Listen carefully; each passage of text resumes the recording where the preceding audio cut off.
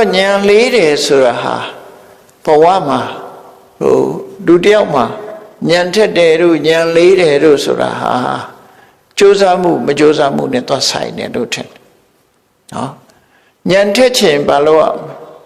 ဉာဏ်ကြီးခြင်းလို့ရှိရင်သင်ကြားရမှာပဲဖြစ်တယ်ဥက္ကဟနဲ့ပရိပု္ပ္ပာဥက္ကဟဆိုတာဘုဒ္ဓရရှင်အောင်စာဖတ်တယ်တရားဓမ္မတွေစာတွေကိုသင်ယူတယ်မှတ်သားတယ်ဘုဒ္ဓတွေကိုမှတ်သားတယ်ပရိပု္ပ္ပာမရှင်းသေးတာကိုဆွေးနွေးမေးမြန်းတယ်ဆိုတဲ့ပညာရည်မြင့်မားအောင်သင်ယူခြင်း